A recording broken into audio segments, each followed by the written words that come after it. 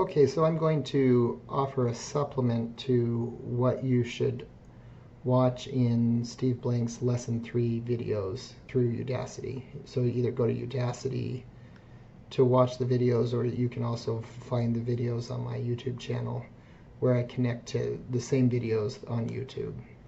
So again, watch his videos first because this video is meant as a supplement to what he has provided. So you have 9 components of the business model canvas. I'll start with customer segments. These are the groups of people that you want to serve. They should have common needs and behaviors, and there should be something you can do to identify those people without actually talking to them or knowing what they're thinking.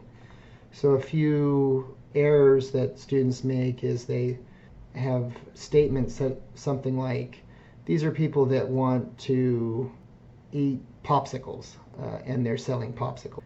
You can't really tell what's inside the mind of someone, so you have to try to figure out, is it something about their age, where they live, how much money they make? What is it that you can observe about them that will be an indicator of them wanting the popsicles or whatever? So you want something that you can observe, and you want to try to get precise. Is it something that they live in a certain zip code? Do they shop at certain places? The best thing is something really specific, not just age and gender, but you want to try to go beyond that. One more note is that this can be double-sided.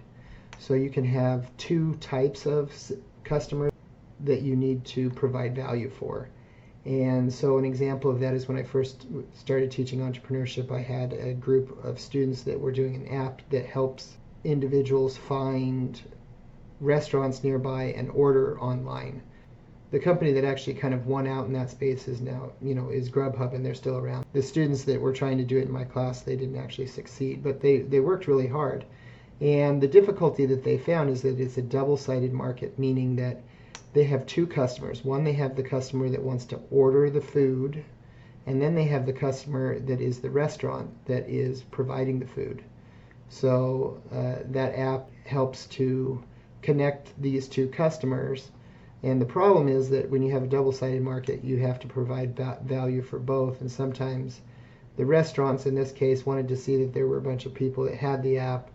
The people that could have the app wanted to see a bunch of restaurants already signed up. So that's one of the problems with the double-sided market.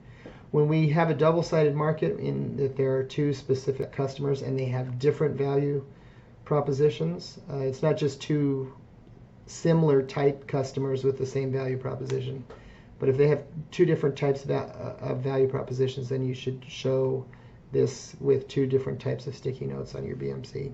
The next note that I wanted to make is about value proposition. Getting this down in a succinct way is not easy, and it takes some iterative practice. I give you a few examples of how others have tried to help figure this out. You should be able to state what your value proposition is in just a few words. One template is, we help X do Y doing Z, and that helps you to kind of figure out what your value proposition is. Another template that might be helpful for you is stating a proven industry example for a new domain. So like Friendster for dogs. Again, these are templates, ways that people think of helping to try to understand your value proposition in a succinct way. So Eric Sink's example is using a superlative, then a label, and then a qualifier. So the easiest operating system for netbook PCs, the most secure payment gateway for mobile e-commerce. When you write down your value proposition, it shouldn't be specific features of your product. You're trying to explain what your value proposition is in kind of a generic way that gives you the latitude to change some of those features or do it in a different way, so that you're not just stuck on what you think your initial product is. So you should look at some of the examples that I give on the BMC example page. So these are some classes of value propositions. You could provide some type of newness, some type of performance, some type of design, brand status, customization, getting the job done, price, cost reduction, risk reduction, accessibility, convenience. These are types of value proposition, but you don't want to write down in the value proposition box these words like newness. You need to be more specific. You shouldn't put just a feature list, but it should be succinct. You shouldn't repeat again who the customer segment is in the value proposition, because that should go in the customer segment box. And you may have more than one. It's often helpful to think of 2 or 3, because you're not exactly sure which one is more important, and then you can test that. So I'd like you to think of 2 or 3 value propositions that you're providing. So you want to put specifics. So here's a few examples. There was one app in my class that they were helping to develop an app for musical theater people for auditions.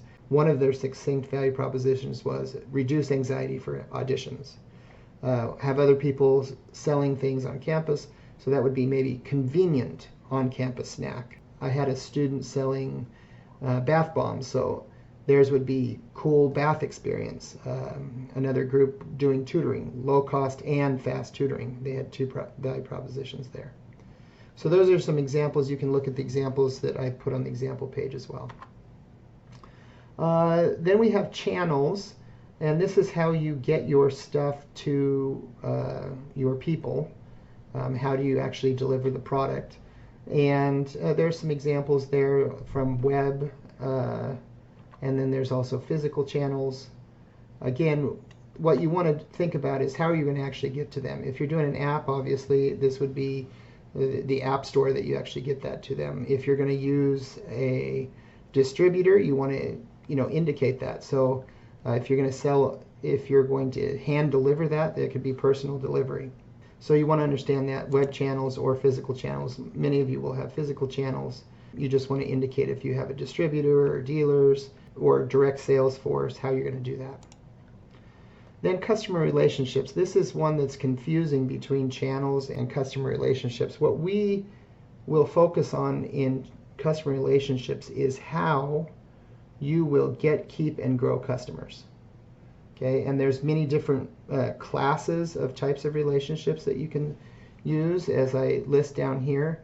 But what I want you to write in the BMC is what are you actually going to do to get customers? We don't have enough time really to keep and grow them, so we're focused on what are you going to do to get customers. You're going to do Instagram ads, door-to-door selling, flyers on campus. What are you going to do to get customers? That's what goes in the customer relationship box. That's different than what goes in the channels box, which is how you're going to deliver your product to them.